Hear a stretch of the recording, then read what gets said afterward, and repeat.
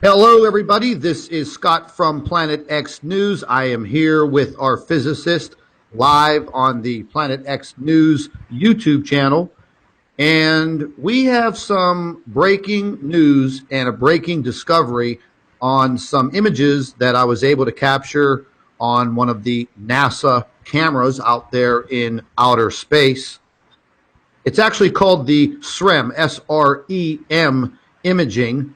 And I did a short video on this a few hours ago. I'm actually quite excited about the information that I found. And our doctor of physics is here with us. And we are going to examine some of these photographs. But there will probably be some further study on these photographs and understanding the way that these images are taken. This is just not a regular camera. It doesn't see things that a normal camera would see. There's a complete definition on how the SREM works, and I should have actually brought that information up, but I'm actually too excited about these images. So, Doctor, how are you this afternoon? It is I'm fine, thank you. Thank you, Scott. Yes, I'm very well, thank you. And you? I'm doing pretty good. I'm very, very excited. I have like 3 Red Bulls in me. I've been up since 3 o'clock in the morning. I am ready to rock and roll. And it was like God woke me up at 3 o'clock in the morning and he said, get your ass over to your computer right now and pull up these Secchi images. Go to this date that was just about a week ago. And that was about a week ago that we were seeing that that flaring coming from what we thought was Jupiter, what NASA had labeled as Jupiter, and then boom, there you go. And I saw it. I saw it. So I did a short video, did a short video about it, and I worked for probably about 10 hours on those images. You can clearly see that NASA was trying to cover it up, trying to hide it. So I'm going to put one of these pictures up on the screen right now, and I want you to give us your opinion on what I discovered. Okay. Let's see. I'm so fidgety right now because of what I found. I've been at this now. I've been at this now for 14 years. 14 years I've been trying to find this damn thing. Okay, so let's look at that. So this is the object that we're talking about right here. Yeah. Now, am I correct that this is Venus right here, and this is Jupiter? Well, as you know, that's how they label them, but they often act like they are not actually planets. So it could be they either are the planets, but there are other objects behind them that they are hiding, and these objects are the brown dwarf stars that are ejecting plasma. Or it could be that sometimes they may cover up the actual planet and then label the larger object that's there that's doing all kinds of strange things. They label it as a planet. So they obviously are trying to hide these things, yes.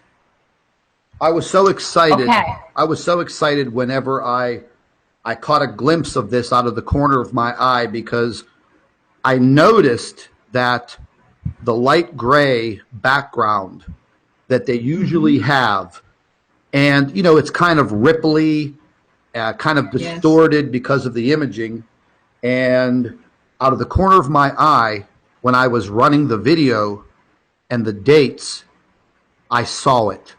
It came through so fast, and then I went back to the beginning, and I immediately recorded the information into my computer so they didn't delete it, and sure enough, there it was. And I'll be quite honest with you, I actually started shaking whenever I saw it. Wow. I mean, there is no doubt I've been looking at these images. Oh my. So long, so many years I've been looking at them, and it's only now that I could actually physically with my own eyeballs look at something that is there that should not be there. Yeah. Hmm. What did you think whenever you saw the short video that I posted? I thought, wow, look at that. That object definitely has a very round outline. At least the hemisphere on the left-hand side is very round. That's definitely not just a background object. It looks like there's a real object there. So half of it is black, and the other side, the other hemisphere, you can sort of get it. You see it faintly. So it's obviously dark on one side, and there's emission on the other because these are particles. Yeah, The black always means protons. So, that side would be emitting protons, the black side. Yeah, it looks extremely interesting. It definitely doesn't look normal. And it doesn't look like the rest of the background that's very squiggly, as you say. yeah. I'm trying to lighten it up for everyone, Yeah. so they can see it a little more clearly in the Hmm. live stream. And ladies and gentlemen, the object that we are looking at is right here. If you follow my cursor, the object is right here. We are looking at possibly Venus here, or excuse me, I keep mixing Venus and Jupiter up. Too many Red Bulls. Yeah. Um, looking at Jupiter right here, Venus, Yeah. and this is Earth right over in Mm. here, and it's almost out of the field of view of the camera. I'm just making sure. Okay, yeah, everybody could see that. Okay, yeah, Yeah, there's something else on these images, and that is the triangular wavefronts.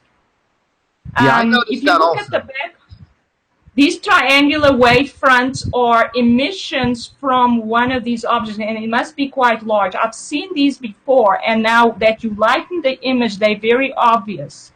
So there's something there and they cannot come from the sun. The sun does not cause this kind of wavefront.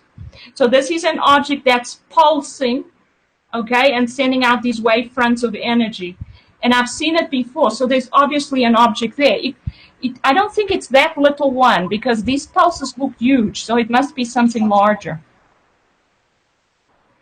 Yeah, I noticed But those these also. pulses mean, I noticed those yeah. also, and I, Mhm. I'll be honest with you, I didn't know exactly what they were. I could see that they were some type of a pulse or some type of a wave Yeah. because of the perfect formation that they were in, but I didn't know what type of wave that would be. Yeah, so again, it has to be a star that does that sort of thing. So we go back to stars. But I mean, only a star can cause this kind of ripple effect, and it's actually wave fronts of energy. So there's a time interval between one ejection and then the next, and they are very regular. It's very strange. I wonder what kind of object, what kind of size and shape would do this kind of thing. I've been thinking about it for a while, actually, but I'm not sure. I just see that there's something there that's causing this. Yeah, I wish I had better. Um, I wish I You had can see better. it. Wish I had better. Well, not even like a photograph equipment program Okay. Hmm. to analyze these photographs a lot better.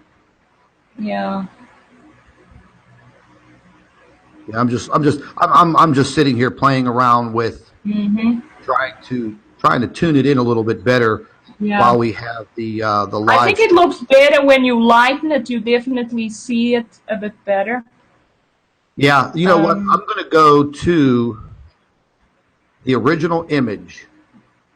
Now, this is the original image, and okay. whenever you see this, the original image, it plays back, it plays through so fast that you don't even notice it. But what Yeah. caught my eye was this That shadowing. object. Yeah, this right here, that little football shape right there is what caught my eye, and this very large circle around what is supposed to be Jupiter. And Yes, there's definitely something there. so what I You could can do from see. this point, what I could do from this point is try to lighten You or know that, Scott, that object, that little object that you first pointed to, now it seems to me that the black portion is like the only portion that's sticking out of a cloud, whilst the whiter part, the lighter part, may be a cloud of ionized gas around it. So yeah, that's again, what I was thinking the looks, same thing that that has to be something there. I'm just trying to tune this in. You can go ahead and keep your yeah, commentary going. I'm just trying it to. looked, it looks actually like that brown dwarf that I observed in 2007, which NASA is not too happy about.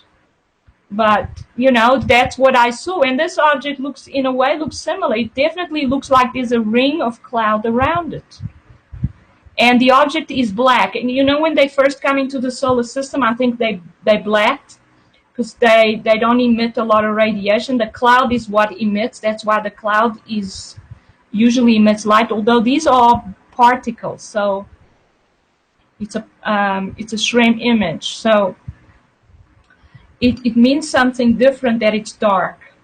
It means that it's emitting another kind of particle to what the cloud is emitting. Yeah, see So, but it this looks very, original. Yeah, this original image. yeah. Um, Yeah, you can definitely see the large round shape behind what they labeled as Jupiter. So they're obviously hiding something there in the background.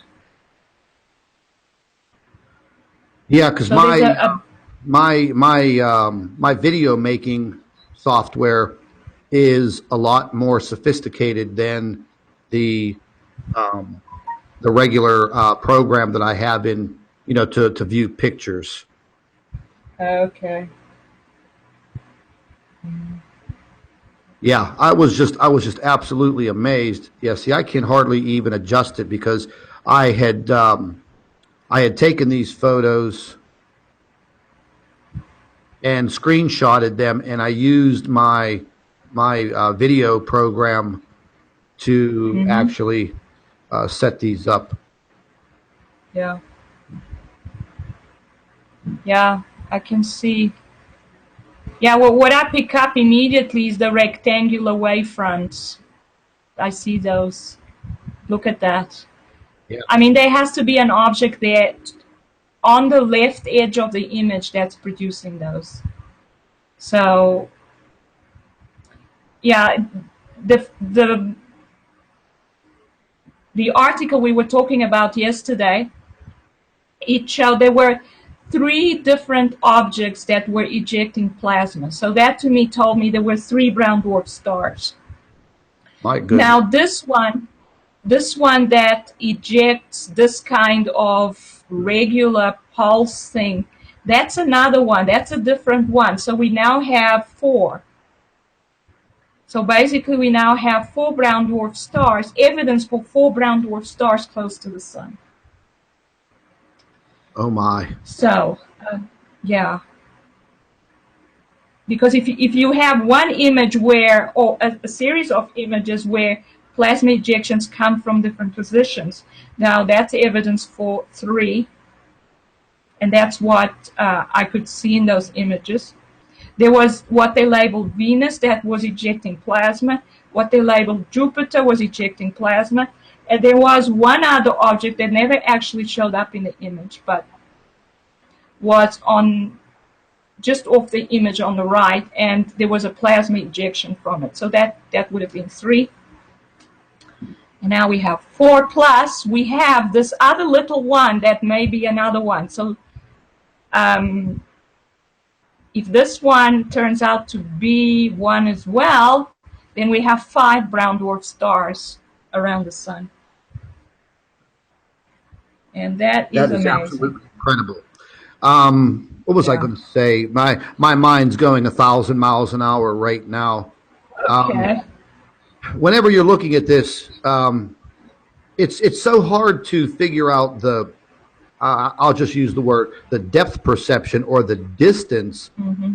and trying to Yeah. gauge the size of this Mm-hmm. object because we don't know exactly where it's positioned at.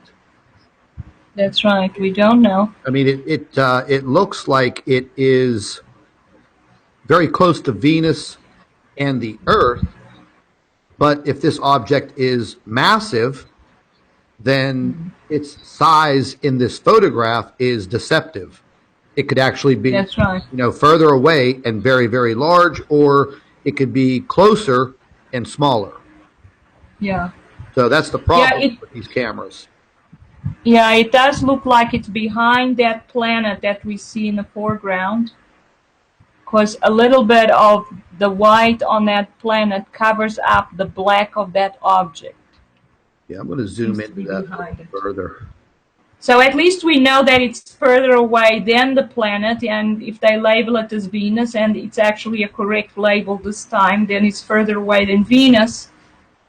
And it looks larger than Venus, and Venus usually looks big because of its reflective abilities. So yeah, but these brown dwarf stars don't have to be large. The most powerful ones are usually the smallest ones because those are the densest. Those are the iron core brown dwarf stars. They are the smallest. They could even be the size of the Earth, and could have been larger than the sun when there were stars, main sequence stars. So the helium core brown dwarf stars are actually usually larger than the iron core ones, because iron is a lot denser than helium, so it collapses down to a smaller size. I'm just still totally overwhelmed and amazed Mm, at looking at this, because I mean, over all of these years, yes. trying to search through, stereo images and Secchi images, Hmm. and your back is against the wall. Yeah. There's nobody from NASA that's going to help you. They're Hmm. not going to give you information. They're just not going to help you. That's So, right. it's basically left up to chance, and I believe today was just one of those chances. Hmm. Like I said, whenever I woke up out of a sudden sleep. It was Yes. 3:03 a.m. The only Wow. thing, the only thing that I had in my mind was to get to the computer right now, open it up, get to the Secchi images, and go straight to the SREM images and type in these dates. And Uh-huh. the dates were I think the March 30th through April 4th. So Wow. this is current. This is right Yes. now, right now. But I'm going to go ahead and back out Yes. of this Yes. image and Yeah. let me scoot over to here real quick. And I'm going to stop sharing for just a moment. And I am Hmm. going to go over. And I had some video footage that I also copied. Um, Okay. and I'm going to go ahead and pull that up real quick.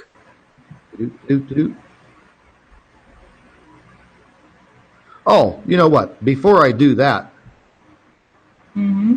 I caught another anomaly that I do not know what this thing is. And Okay. I'll go ahead and share that real quick because um, it showed up in the frame for a short while and then it was gone. Hmm. And I'm looking at this right here. Okay. Yes. Well, it does look like there's something there. Now I do I have the mean, video on yeah, it. that Yeah, looks strange. yeah, it just appears and it's in several of the frames. And like I said, they have they've made the frames on a lot of the imaging 2-hour increments instead of the 12 minutes. Yeah. So And that happened since last night, since our interview yesterday, Scott? yes, it did. Yes, it did. Well, it sounds like they listened to the interview and they decided to react. In other words, they providing us with evidence that what we said was correct. Well, there's no doubt in my mind because I am always looking at that timestamp. Because I always, when I watch the video portions that I'm looking for as far as the dates, I run the video through according to the dates that I've put in, and I pay attention to the dates and the timestamp, because that's the only way that you're going to see if there is deleted footage. And that's right. immediately started watching it, and I'm like, wait a minute, how can that go from 12 o'clock to 2 o'clock? Where's all the time in the middle? And then I noticed it went from 2 o'clock to 4 o'clock, 4 o'clock to 6 o'clock, 6 to 8, 10, 12, 14, 16. I'm like, oh, whoa. Then I backed all the way up and I said, wait a minute here. And then bingo, it was, they're going into 2-hour increments. Now, that's not what they're watching. No. Yeah, so and they think we're stupid that we're not going to notice that. Well, I noticed it immediately. And when I was looking at this, now in these images right here, that object does not show up. And I'm just going to pan over here. It's a little blurry, but you can see Jupiter here, but that object is not there. Yeah, you see, it wouldn't show up all the time, I don't think, because it's enveloped in a cloud. It looks like it, and the cloud just hides in the background, I think. It's only when it ejects something that we actually see these objects, when they have plasma ejections. So when they don't have them, I guess we wouldn't see them. Maybe that's why they're giving us images every 2 hours, so that we miss the ejections. You see that vertical black line right here? The image? Yeah, well, I've looked at that for some months now, and I believe there's a brown dwarf star down somewhere, and it's ejecting upwards, right up along the image. So that's that. Yeah, that line there is actually that's an ejection from one of these objects that's below the ecliptic, I think. Right here. Yeah, that's it. And it's a long one. It goes right across the image. Yeah, I noticed this also, and it is a little blurry, but that's because of the way the imaging on this SREM works. It's not like a normal camera, and it does make seeing some of these images very hard. But when you are looking at these, if you do know what you're looking for, and your eyes are trained like mine are, you can pick these objects out, at a snap of a finger. And that's how I caught that object today. And I knew the minute that I saw that object, I said to myself, wow, look at that. I was ready to jump up and down. I don't know what I was so happy about, because having something like that within our solar system, well, it's not a good thing, but, after searching for something for 14 years, all of a sudden, you may have actually caught this thing. You may have the only evidence, the only true pictures of this object. And that's what I think I got so excited. Scott, before you do anything, to the left of the black line, there's a round outline. Right there. Yeah, there. Yeah, I noticed that also. Now, that is the object. That's the round outline that was in the previous photograph that Jupiter was right in front of. Right there. So that looks like an object, definitely. Yeah, and you know what I And would they do? probably, Go ahead. yeah. Now they probably use lighting to hide these objects. I've often thought there's lots more in these images that is hidden by, maybe they do some color manipulation, shading manipulation of the images to hide these objects. But it definitely looks like there's that's a large object there, very large. So it looks like there's something there. Yeah. Yeah, I'm just trying to find the right filter. Now these blue ones, these blue filters Yeah. do bring it out. Now it brings out the object that you were just talking about. Yeah. It brings it out Mm-hmm. very, very well right over here. But this big round Yeah. object, you know what? I'm actually going to.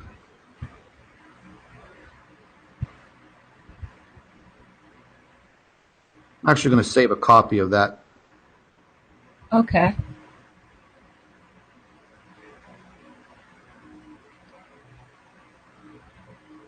You know, there's big Yeah, look military. at that. I can There's see big it. military jets Hmm? flying over my house.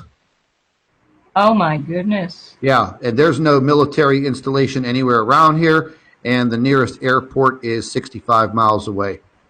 And these are Wow. big, big, big, gigantic, big transport planes. Like they're bigger than a 747, and they're only flying about 2,000 feet above the ground.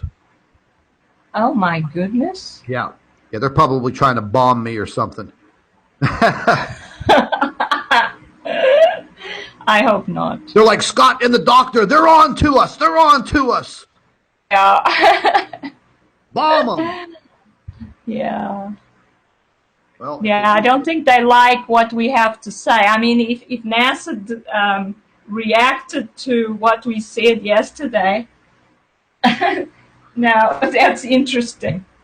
yeah, that's very interesting. That you know, they would probably send a signal up there, and well, no, no, no, they wouldn't have to send a signal. They would just change what is available on the internet. That's right, because they get a continuous feed. Them dirty. Just we get images at certain time intervals, and they choose at what interval we get them. Yep. So Yeah, still very interesting. I'm going to pull up another one of these images and see. There's that anomaly again at the top. Yeah, it looks very strange. I'm not sure what it is, but there's something there for sure. Look at that. Yeah, no, Strange. I did see a spherical object. There. Oh yes, I can see the shading. Yeah, right there. But this comes into view for a few frames, and then because of the distance between the frames, it looks like it pops in and then pops Uh-huh. out because of the way that they have the framing timing set up. Yeah, well, it may be an ejection from that object you just pointed out. Yeah, because you could see it. I'm going to change this to that blue filter just to see if we could bring out any more detail in it. Hmm.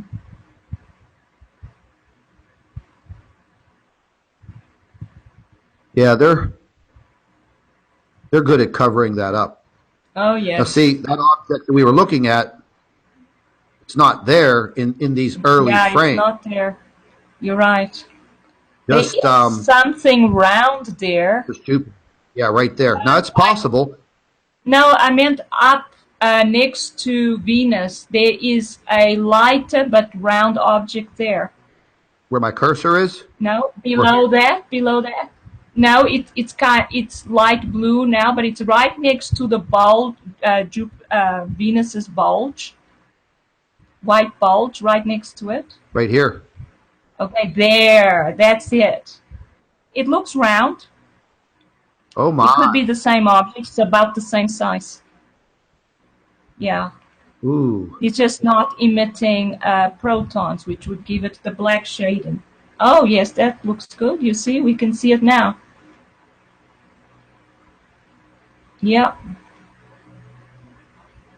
Yeah, they're masking a lot of objects in this. They are. I just this whole mess up here. Yeah. I just don't know what it is, but it kind of looked three-dimensional in the actual video itself. Yes. Now, Yeah. Well. what I can do real quick is let me go ahead and jump out of here. Do do do. I'm just going to stop the screen share for a minute, and Okay. I am going to pull the video portion of this up because Mm-hmm.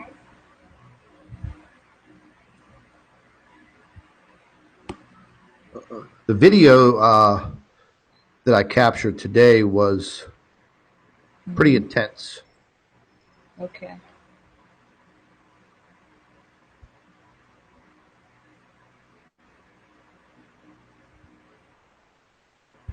Yes, I think it'll be interesting to look at that.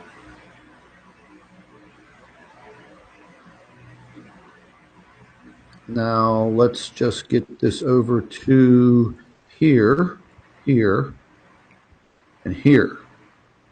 Uh-huh. Look at that. There I it can is. see the. Ah, yes. You see how it just pops in?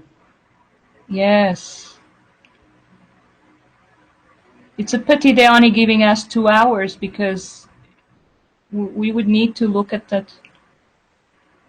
Yep, every 2 Yeah, hours. but it's definitely something. It's definitely something. There's an object there. Yeah, there's no I doubt can about see it. that. Hmm. You know what? We might be able to. We might be able to. What am I Okay. doing? Might be able to change.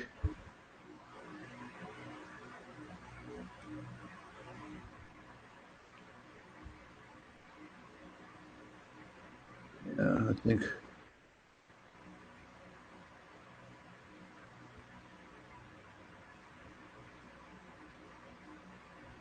Yeah. That looks interesting. Yeah. Change the. See this. Wow. Yeah. This program for even the video is much different than my video making program. The program I use to make my videos is much more sophisticated than the program on my computer. Mm-hmm. What I'm going to do though,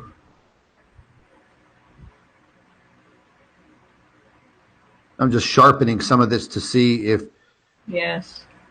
Well, I find it very how clearly we could see those triangular wavefronts. Yeah. I have never thought that a star could even emit something like this. Obviously, it's got to be a star emitting triangular kind of wavefronts. It's unbelievable. Yeah. See, they make it so you can't. Yeah. No matter what you do, you're not really. You cannot.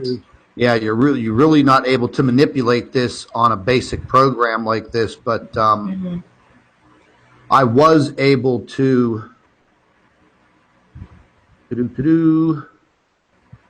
Let's see what we got in advance here.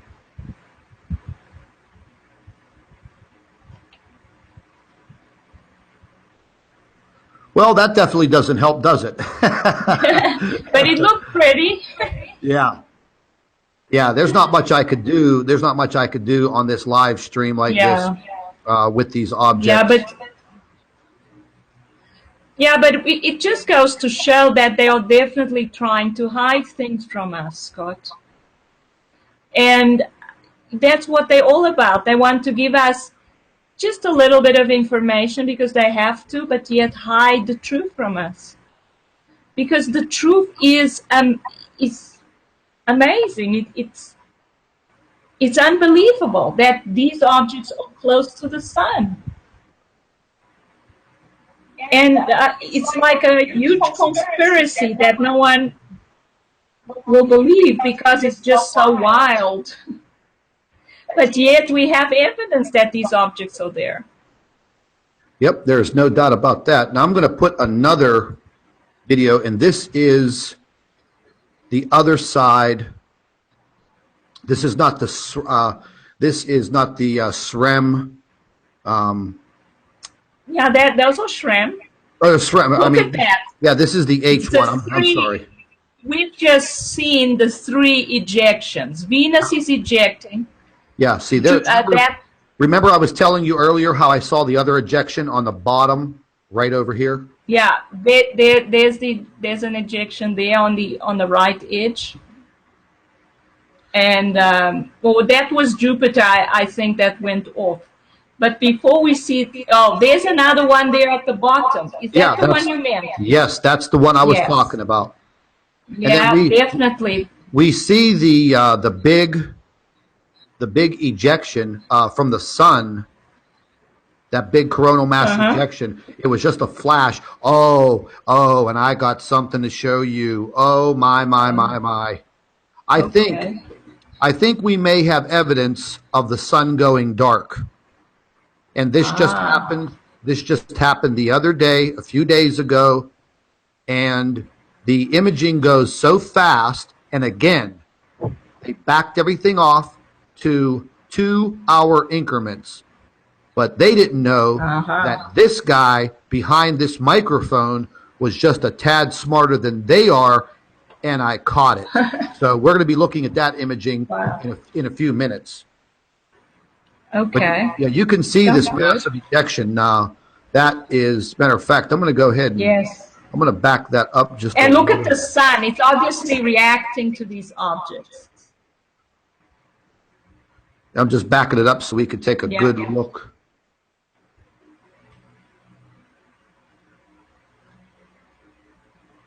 Yeah, that's definitely what I call a jet-like plasma ejection. That's the kind of ejection these brown dwarfs have when they start ejecting from their surface and they blow a hole through the cloud of ionized gas. If they're completely enveloped in it, that's just the kind of ejection that you would expect.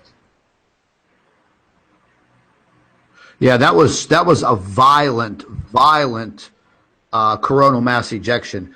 I actually have it on several other cameras as it was happening. But you can see, what was supposed to be Jupiter is up here where my cursor is. Yeah. And you can see that ejection coming out, but that's not coming from Jupiter. And then another one appears right below.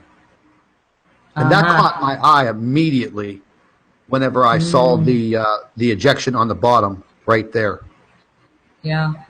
So it could be it's 2 brown dwarfs, or it could be one large one ejecting from 2 different positions.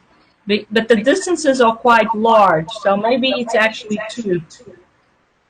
They do move around as binaries, I think. Yeah, that's just amazing. I'm going to pull up this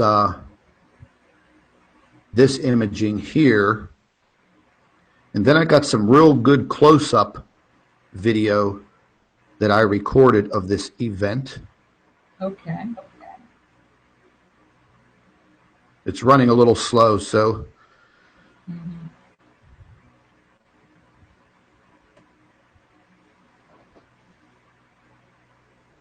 Yeah, this still amazes me to see this object like that. Yeah, these are very interesting. Okay, now there's this is the object. Yeah, this is the H1. Okay. Now I played this very, very slowly, 2 frames per second. And the reason why I did this is this was actually going in reverse because I wanted to capture that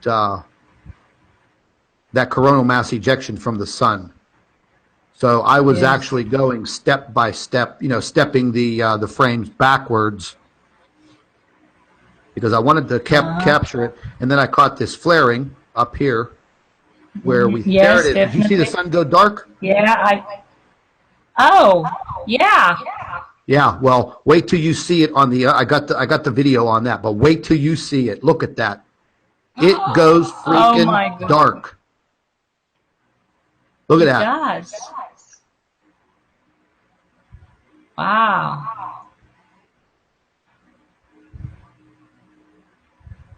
And you have to remember something. Yes. That is 2 hours Hours. between Yeah, those frames. 2 hours that the sun went dark. definitely. Yeah, and there's no doubt about it because you could see it with your own eyes. But when you watch the video as it plays in real time, you can't see it. It doesn't appear. Okay. You have But to take it's strange that there was still light on the left-hand side of the image. And so that shows you that there are sources of light there. These other stars are emitting light, you see. Even when the sun stops, we still have light in the solar system from the other stars.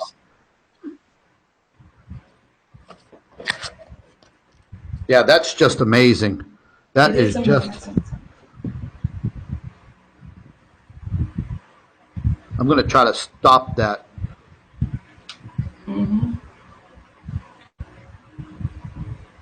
Yeah, we often see the sun looks like it's emitting dark light. And what I think that is part of the sun is going dark, and then there's no light coming off from that section of the sun. Yeah, I want to So try to this is stop it. happening. I want to try to stop it right at that point. Okay. Oh, there we go. Wow. It just goes dark. Amazing.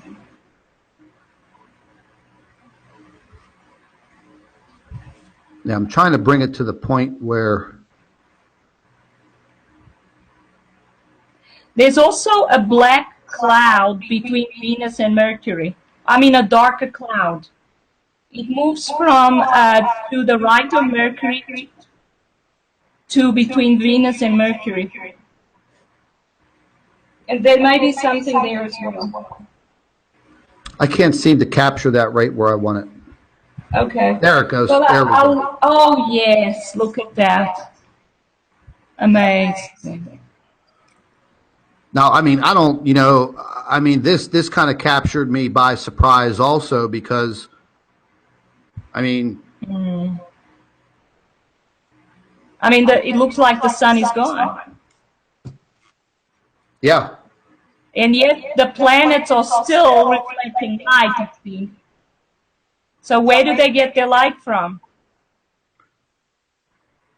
So there are other sources of light there.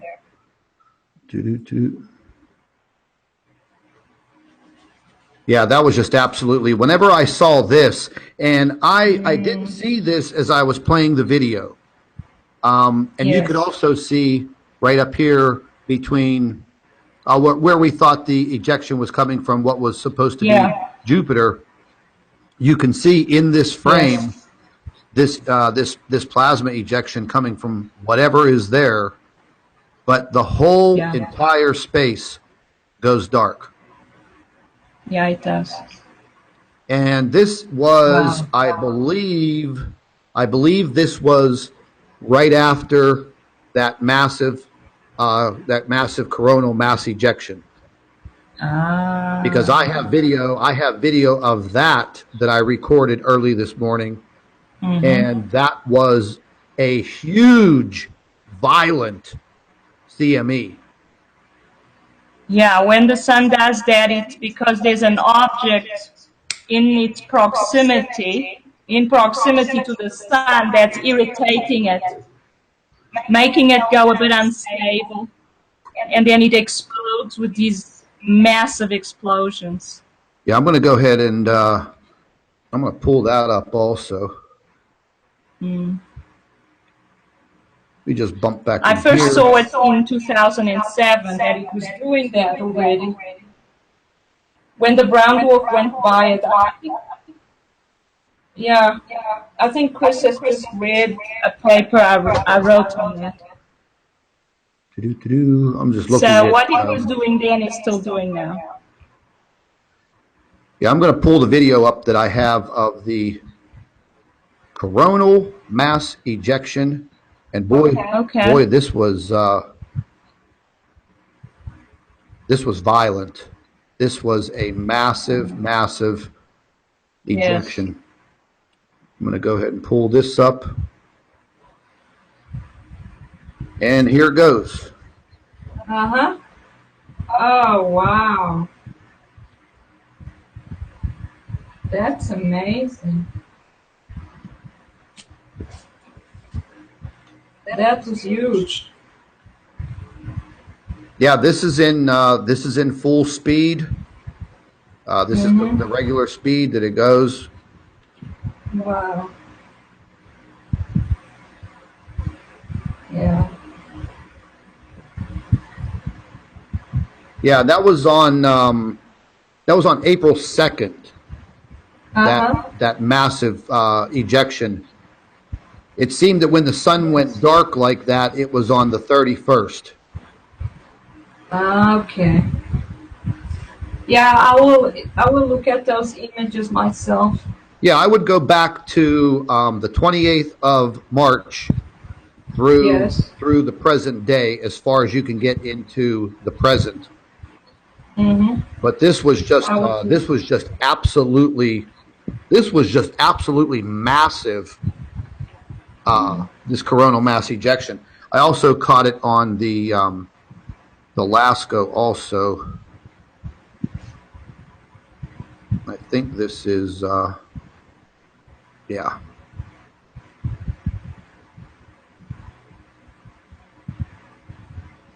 This was the other view of it.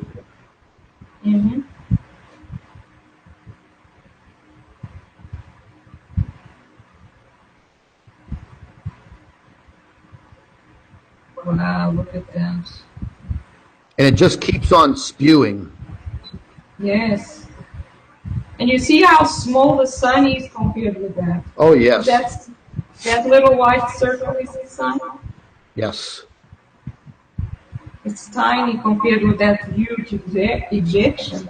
Well, it's a CME. It's a good thing it wasn't towards the Earth. Yeah, that would have been disastrous if we were in the line of that. Yeah. I'm going to pull up this other piece of video. This goes back to the SOHO image. Wow, I've never seen the sun looking that active. I mean, I haven't seen it in a long time. Sure. Wow. I mean, that was a massive discharge. I mean, I've seen them before. You know, I've seen them before like that, but sure, I could only imagine how much of the sun's surface was blown away in this. That's right.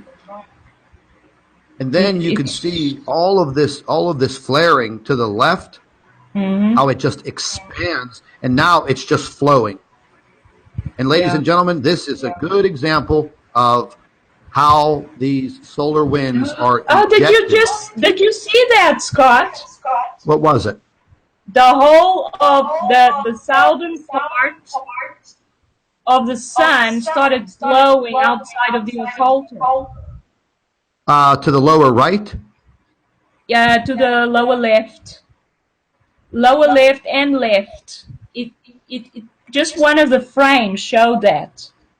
I've seen that kind of thing before, where it's like the sun grows in size suddenly. Oh my! Some kind of The sun gets very unstable sometimes. That's what I think. Okay, it's playing. It's looping back again. So when you see it, just tell me to Okay. stop. Okay.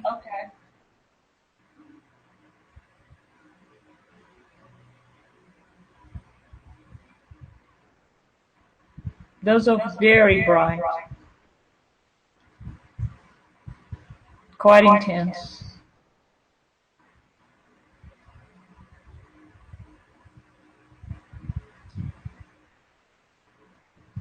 Mm.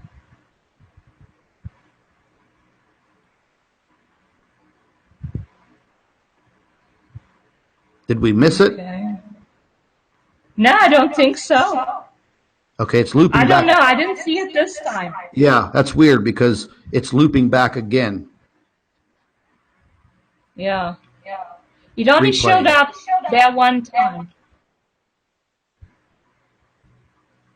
But I think if you actually look at the images one by one, we'll catch it.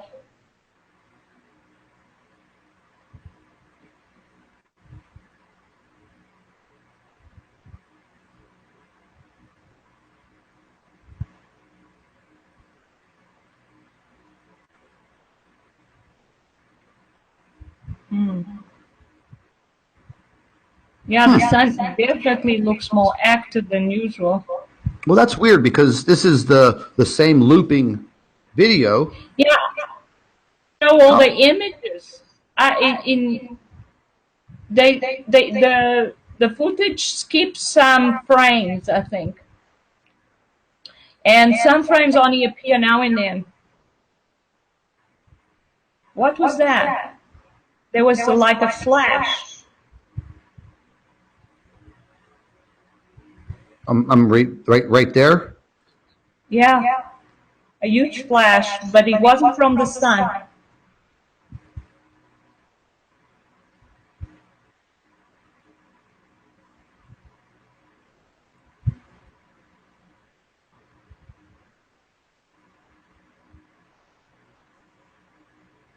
Yeah, that's weird how it just won't. Right there. There. Do you see that? Oh my God.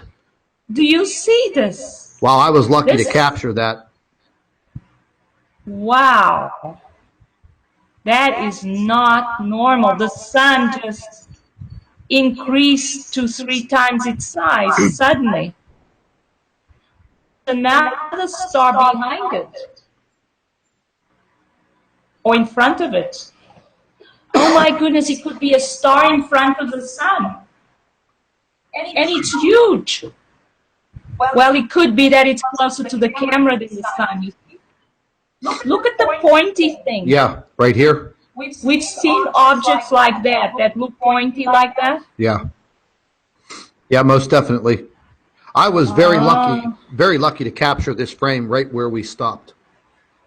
Uh-huh. Yeah, That's a very bright that's so star. scary. That's very scary to see the sun reacting in this way. Yeah, it is. I think it may not be the sun because the occulter, you see, is with the camera.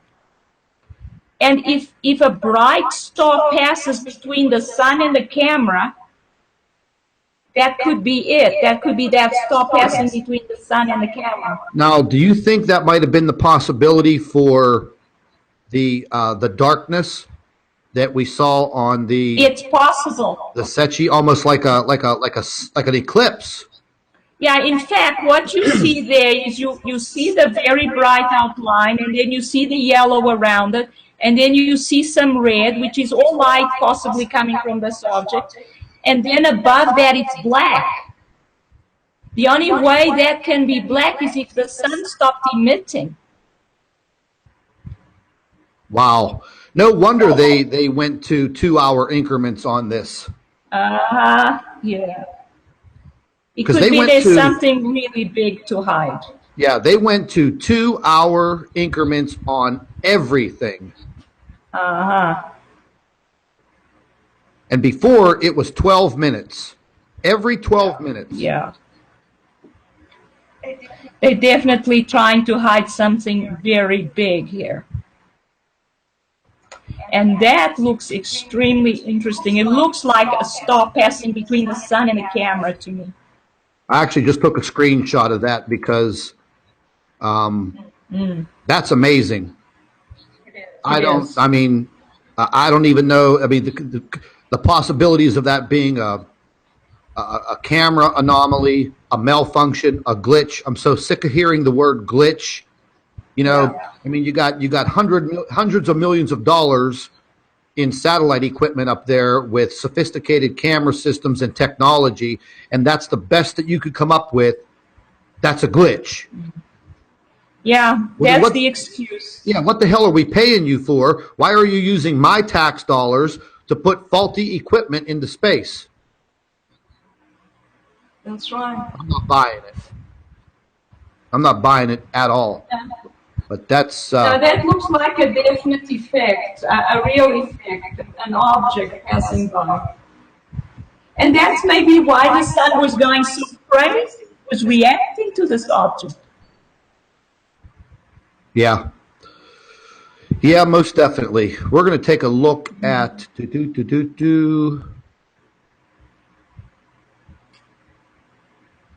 Now, I pulled this up. Yeah. And I zoomed in on this because this is what we were looking at earlier yesterday. We were talking about the black shaded area behind. Now look, bingo! It went black. Yes, it did. Now I slowed this down. I slowed this down enough for us to capture the darkness rolling in to the footage. Okay. And then you could see this black object right behind the Earth, whatever that is. Something else I wanted to point out. Never have I seen these Birkeland current lines running through the planets. I've never seen them turn orange and yellow. That's true. Yeah, they're using something different there. I mean, could this possibly be some type of an electrical No, it's not, Scott. No? What it could be is that they just use different colors and different shades. They're trying to hide maybe the fact that there's more than one line somewhere. You see that black line there? That's what I was going to say. Now, this Birkeland current line, what in the hell is it attached It's black. to? Because here it's orange. It starts out orange. Yeah, and then what's it attached to? It's very strange. Yeah, because you see, there was an object there which got painted over or something. That's probably what happened. Look at that huge! Oh my goodness! You see, the sun just went dark. Yeah. And then there was a black rejection from the right. Amazing. Yeah, there's no doubt. There's a lot of funny business going on out there in our inner solar system. I mean, I could only imagine being a fly on the wall, you know, in the rooms of NASA and the JPL and the European Space Agency and all these fools out there trying to deceive us. But you know what? You're going to have to wake up a little bit earlier in the morning to get this crap past us. Right. Because there is absolutely no doubt in my mind. I don't care what anybody says. That whole entire screen goes black for 2 hours. Because this is in 2-hour increments. That was black. Look at that. Yes, it was blacked out for 2 damn hours. And then you have the ejection coming from the right side of the screen, which Jupiter is over there, but we've also identified that other massive object over there that was being hidden in the SREM images.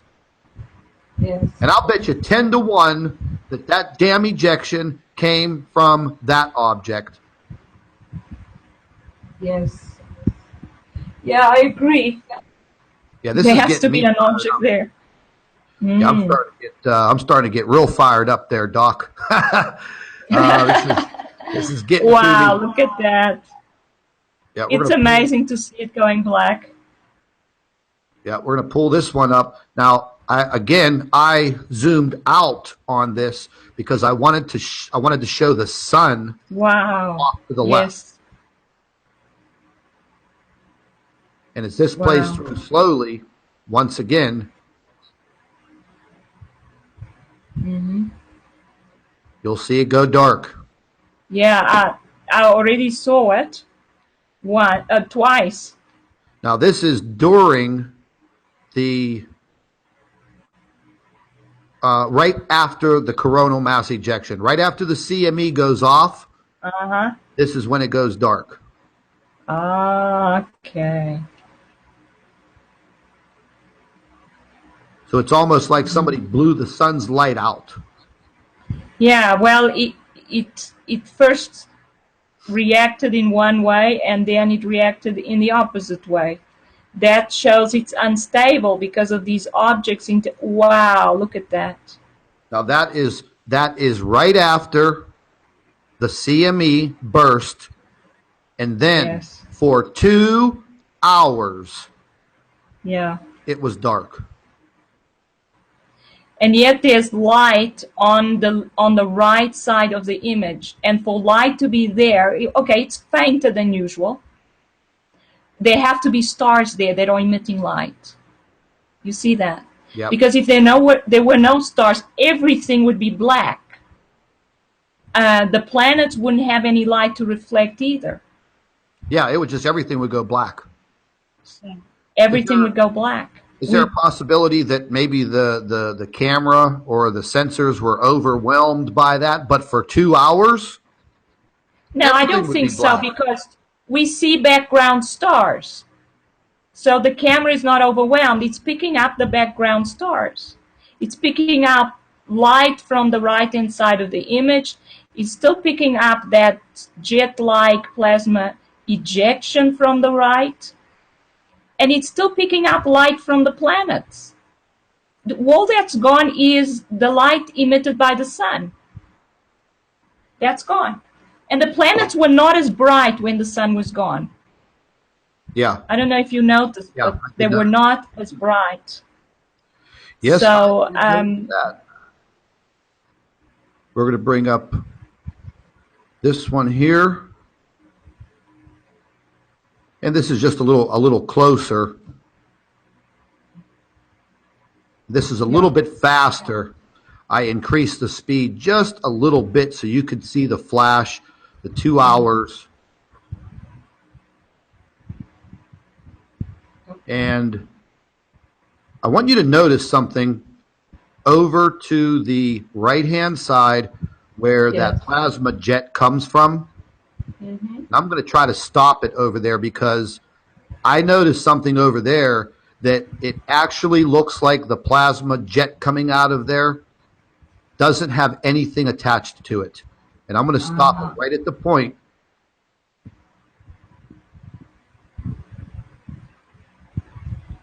It's like it appears out of nowhere, but see?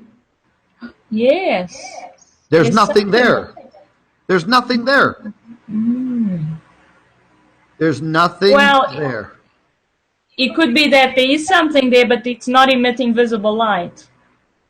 And that's what you'd expect if there's a brown dwarf enveloped in a cloud, and then it ejects towards the sun.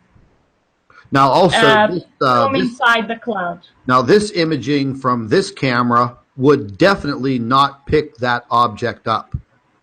That's right. This is visible light image. So basically, this looks like some type of energy ejection, plasma ejection, whatever you want to call it. It just cannot transform itself out of thin air. No. But yet, when you're looking at it, there's nothing connected to it. That's right. So, yeah, we cannot have an ejection materializing out of thin air. It's got to come off an object that produces plasma. There you are. This. Look at this. Wow, it goes This dark. just proves my point even more. This is when the sun goes dark, or this dark area just, comes over the whole entire screen. Look at Yeah. how bright Venus is. You can see the red glow of every planet: Mercury, Earth, Venus. And we go over here to the right-hand side to where this plasma ejection was. But where in Yeah. the hell is it emanating from? Because it's not showing us in Mhm. this screen. So therefore, whatever that object is to the right side is not going to appear in these Mhm. images because of the type of camera that is being used on this craft. That's right. Wow. So it just appears out of thin air. Yeah, well, the plasma ejections tell us that the object is there, even if we don't see the object. So it's the telltale sign, I would guess, So I skipped that one. tells us there's an object there. Yes, Okay. I skipped one frame. Now the sunlight is back. It's 2 hours Yes. later, and Uh-huh. this stream is still there. Yes. It's still It's like there. the jet ejections from the sun. It always stays there for a long time. Sometimes for months. The sun ejects from the same position in the corona. So this object's basically doing the same thing, maybe for not as long as the sun, but it's got its own jet-like ejections. Yeah, absolutely, no doubt. So it's definitely a star. Now this is just the full screen, and we have the date and we have the time. This, like I said, I Yes. started going backwards in this to the beginning, and then it will go forward. Yeah.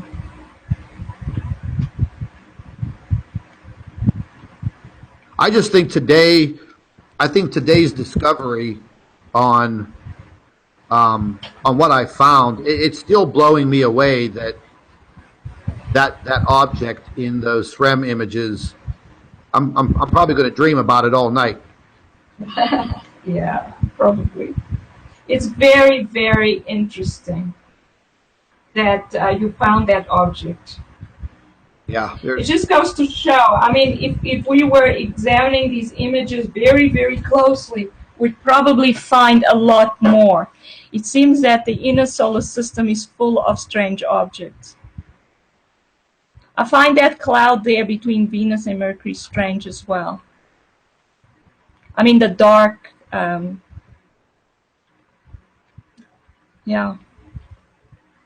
yeah. There's absolutely no doubt at all. No doubt at all. I just wanted to see these images again. Yes.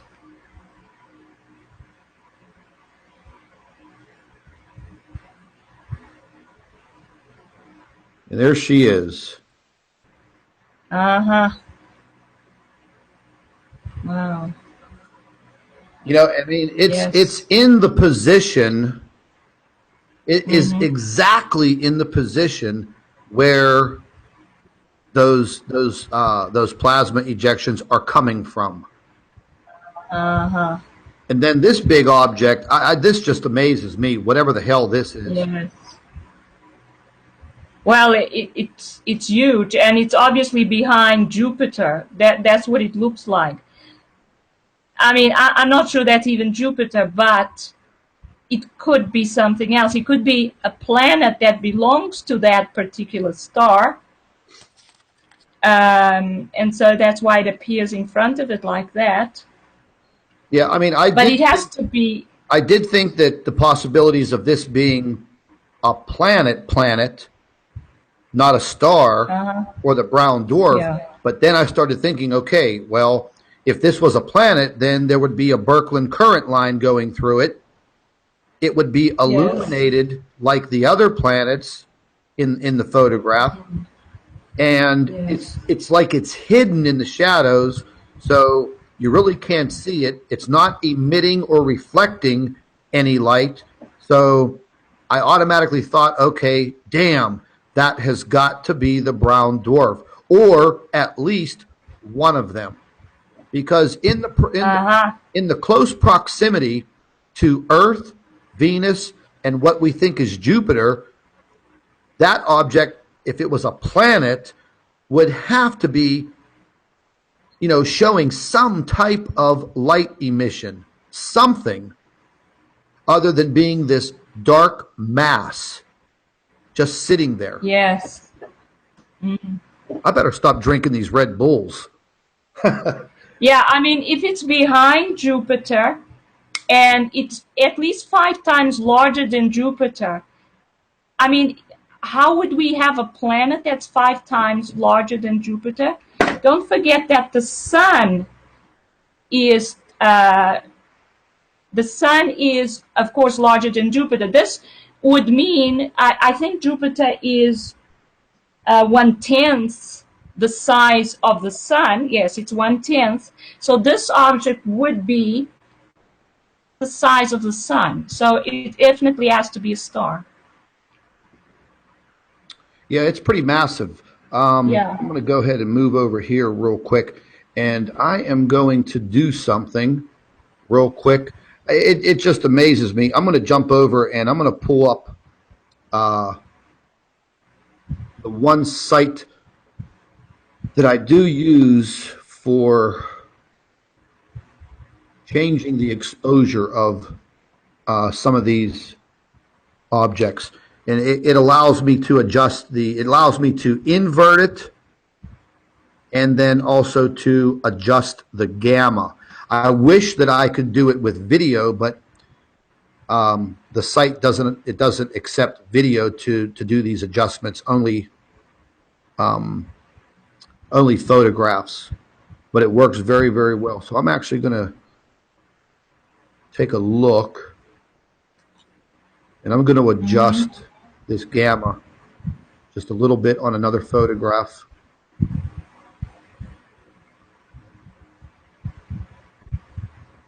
I'm just going to increase it just a little bit.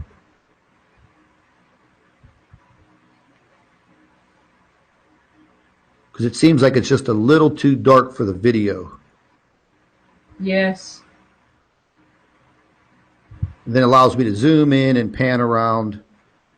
Yeah, see it? Yeah, whenever I was using this program earlier to adjust this, this is how I found it. Uh-huh. I'm actually doing it right now in the background.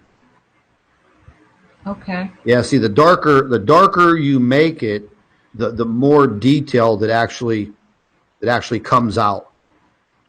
And now you can see it. Yes. Yeah, now let me just try one more thing.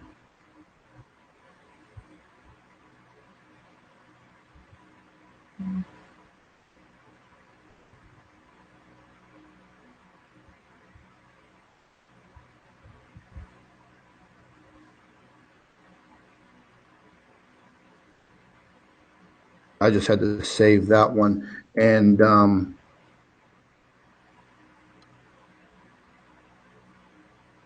I was going to see what it would be like changing the contrast in these photographs, but there's so much work to do on them, and it takes hours to execute each and every photograph. Yes.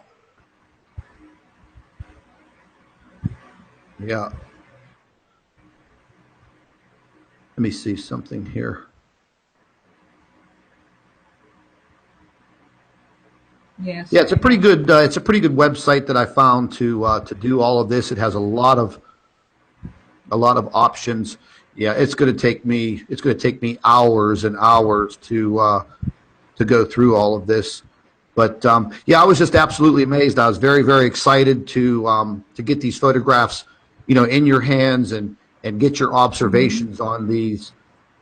Because Yes. I honestly think, in my mind, right now, from the information that I've seen, the photographs that I've seen, the video that I've seen, these last couple of days, from about the 28th, Yes. from the 28th of March through the 2nd of April, these couple of days, a lot happened. Then if we go back to the magnetopause and magnetosphere collapse on the 14th. Okay, so that's what, 2 weeks? A little more than 2 weeks went by, and bingo. That's true. So we have these events occurring, and it's just my personal opinion. I think these objects are getting closer and closer. I think they're closing in on the sun, and they are creating some very, very serious situations with our sun. And one thing that I did want to take a look at while you're here, yes, and I have your professional opinion. Yeah, but I definitely agree with you. The sun is looking dark. The coronal holes are getting larger. It obviously seems to getting weaker. So, I mean, it's still having explosions, but that's when it becomes unstable because these objects are so close to it. And yeah, there we are. Oh my. Our poor sun. Look at that thing. Almost the whole entire middle, middle of the sun it's dissipating. It's disappearing. The corona is just it's almost gone in the middle. Yeah. And then if you look at the top, of the sun, that massive coronal hole was actually covered last week. Now it's opening. It's opening, stretching all the way down through here. This area is all lightened up. Look how it's extending into the southern part of the sun. Yes. Well, we have basically a permanent coronal hole at the southern hemisphere, at the south pole of the sun. So, yeah, it's looking very sad. It's obviously still trying to do its job. It's got some sunspots now, doing some explosions, some explosive CMEs, and it's still got some energy. Oh yeah. But there are lots of objects closing in on it and draining it. So it's obviously gotten weaker. We can see even, I'm going to write something on that, looking at what the sun looks like now to what it looked like last month and the month before. I'm sure that would be interesting to compare. Because I think it's getting weaker fast. Yeah, absolutely, no doubt. Now this is what I want everyone to pay attention to. As the sun's rotating to from the left to the right in our view, look how beautiful the corona is over here. You can't see any sunspot, or you can't see any breaks, no coronal holes developing, but we don't know what's on the other side because we can't see it. That's right. They have those cameras turned off to the public. But it's awful funny how this view we see. So every time the sun turns towards us, we're seeing these coronal holes developing and opening up.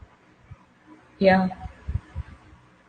That just looks awful. I mean, all these years, looking at this is bad. This is just bad. That it is very bad. I would say about 40% of the surface that we see is now covered in, 30 to 40% is covered in coronal holes, and that's a lot. That's a lot. But the sun, even when there is no coronal holes, it's not as bright as it used to be. So it's almost like the whole surface is developing coronal hole, except for the sunspot regions. You see the areas around it where we see the magenta color, they're still darker, a lot darker than they used to be. Exactly. That's the point that I was trying to make. It's disappearing right before your eyes. It's dissipating. It's gone. Yeah. slowly. I mean, if we actually had, you know, more of a, you know, instead of a 48-hour loop on this model, you could literally just see it disappearing right in front of your eyes. Hmm. And like I said, you can see over here to the left how beautifully formed it is. No openings, nothing.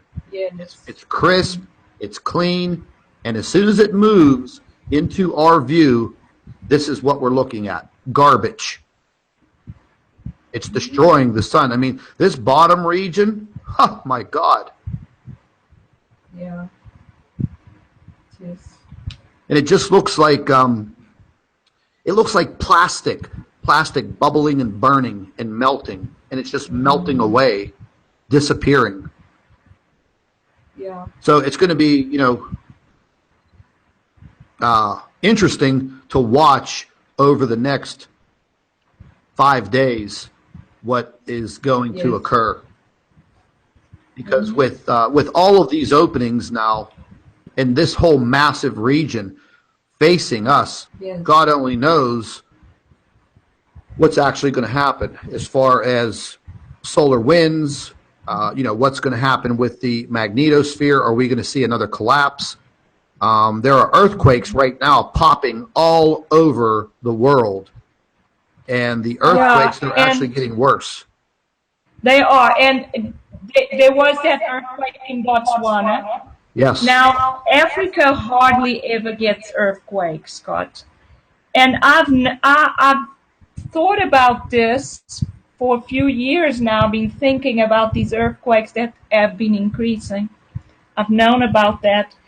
And I kept thinking, well, if they keep on increasing, the sign that they have gone to another level is when Africa starts to get earthquakes. Because when Africa starts to get earthquakes, it means the whole planet is being shaken at another level. Wow. Yeah. Yeah, I was a little disturbed whenever that earthquake erupted in Botswana, and Mm. you know, after looking at the actual seismic device channels and seeing that 7.8, you know, then they downgraded it to a 6.5. I don't care if they're taking averages from all of the devices that report their activity.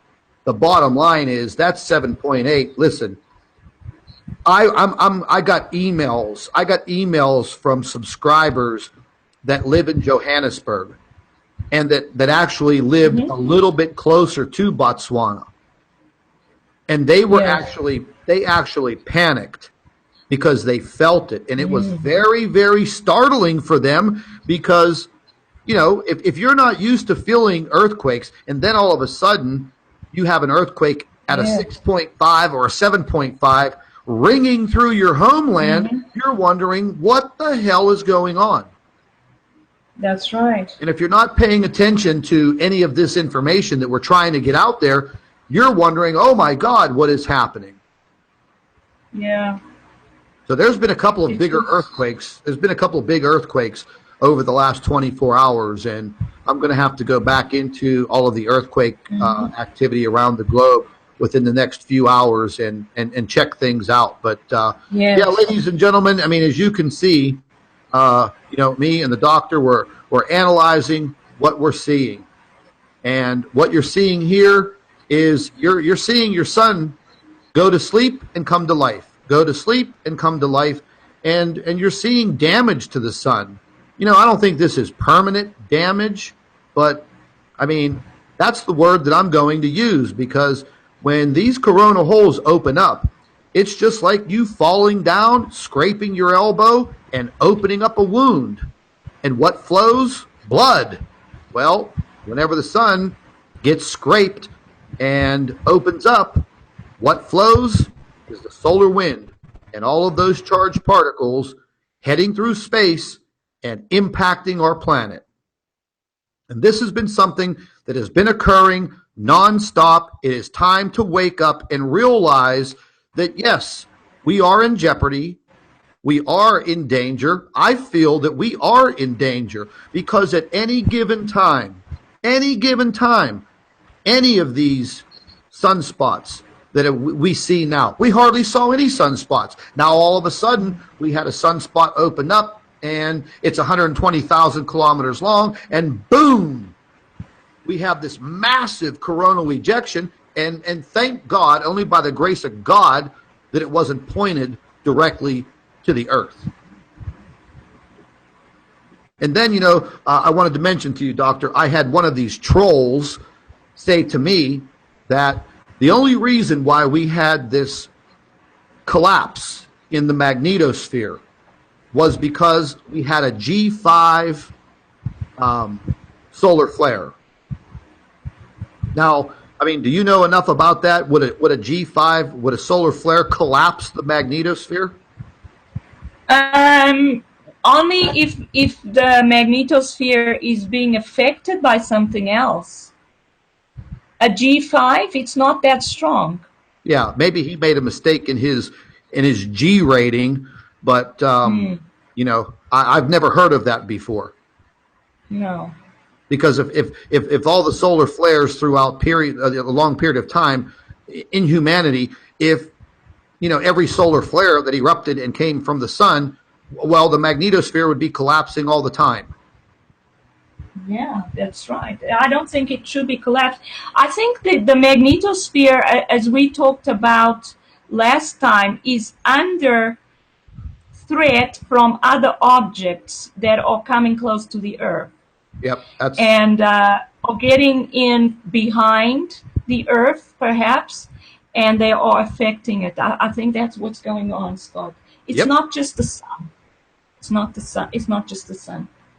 Yeah, boy, I'll tell you what. This whole day, you know, it turns from, you know, excitement looking at this information, but whenever I come back to reality and I start to fully understand what I'm looking at, you know, my excitement is going away, you know, after seeing the object on the SREM, but now I'm going to be quite honest with you and everybody else.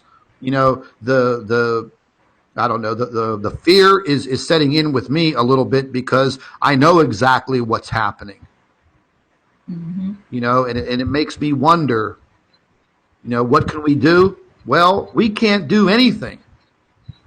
But the only thing that we really can do is, like I've been saying, make sure that you're prepared. Make sure that you have all of your preparations, food, water, medical supplies, an evacuation plan. If you live in a volcanic activity area, earthquake activity area, I don't care where you live.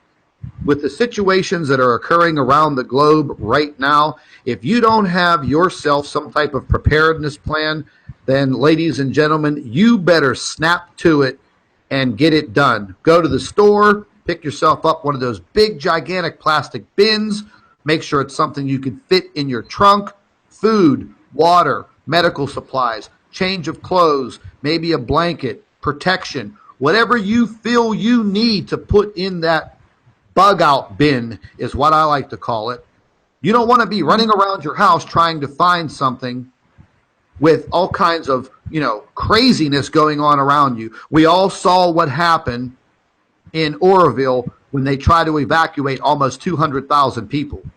Highways are jammed, people running around, people trying to take advantage of the situation, trying to take advantage of people. You don't want to be caught with your pants down. So, boys and girls, it's time to put those big girl panties on and get yourself prepared, because I think that as we move further and further into the planetary alignment with Venus, Jupiter, the Earth, and as we keep moving closer and closer into the late spring, getting into the month of May, that's all I have to say.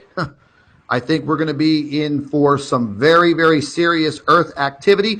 And ladies and gentlemen, we are already seeing it. I mentioned weeks and weeks ago that whenever we start moving into the middle of March, March 16th, that this was going to start happening. Things were going to start flaring up from that point on. And look what is happening now. There are all kinds of crazy things going on around the world, things not related to just weather and what's happening in our inner solar system. There are just plain weird things happening all over the world. Keep your eyes and your ears open. Start talking to your friends and your family members. Whenever you see the videos that I'm producing and what Chris Potter's producing and BP Earthwatch, Mike from around the world, listen to Pastor Paul Begley, listen to these people. Set the notifications for these channels, including both of my channels, because, ladies and gentlemen, we try to stay on top of this situation. Believe me. And right now, YouTube is going through some major changes. Within the last 48 hours, I wrote a very long letter, and I emailed it directly to several different departments at YouTube. And believe it or not, usually you just get a form letter back from YouTube. But I actually received 3 letters returned in my email, and you can tell that they were written by someone who actually sat at a keyboard and punched those keys, because they used my name throughout the email. And they said right now they're going through a lot of adjustments at YouTube, and this may upset channels with their views and their subscriber counts and things of that nature, because I was a little upset. I'm wondering, wait a minute here. You know, I have people emailing me telling me that they had to subscribe to my YouTube channels 3 or 4 times. So there is something happening internally at YouTube right now. The emails that were sent were very apologetic. They said their technicians are working on things. Okay, well, that's fine. Let's kick it into high gear, YouTube, because right now this is our only form of communications with our subscribers and with everybody around the world. Let's rock and roll, man, because I definitely feel as the days and the weeks go on, things are really going to start heating up around the world, and we need to stay in tune and in touch. Knowledge is power. That's what I say. Well, Doctor, I'm not going to keep you any longer. I know you got to get some sleep. You have a busy day tomorrow, just like I'll probably be up for the next 24 hours staring at those pictures. They are very interesting, Scott. Yeah, I really appreciate you helping out. I know it's a little bit of a risky endeavor for you and your career, and I know nobody wants to help you either. You know, but yes, that's for sure. You know, there's a lot. But I'm interested in the truth. Yes, me too. And I know there's a lot of people out there that they just don't want to help. They just want to deceive you, and there's absolutely no doubt about it. I mean, I have my issues with the trolling campaigns that are put against my channel and others on YouTube that, you know, deal in the similar subject. And all they want to do is they just want to go on the attack. They just want to attack. But what I found out is whenever you go back and you attack them, man, they cry like little bitches. They cry so bad. Why are you doing this? Why are you attacking me? Why are you saying this? Well, you know what? You know why we're attacking you? Because you deserve it. Because you people come after us. You should put your nose in your own damn business and stay out of our business. Bottom line. You stay on your side of the street and we'll stay on our side of the street. You cross the line, well, you're going to get hammered. That's all I have to say. Doc, stay on the line with me here for just a moment. I'm going to go ahead and end our broadcast. Listen, everybody, make sure that you stay subscribed. Share these videos on Twitter. Share them on YouTube or Facebook. Share them everywhere. I don't care if you have to go out and buy a billboard and start posting what's happening on this globe. This is our planet. We need to do what we need to do. make sure you are prepared. This is Scott from Planet X News. Thank all of you for watching, and stay tuned.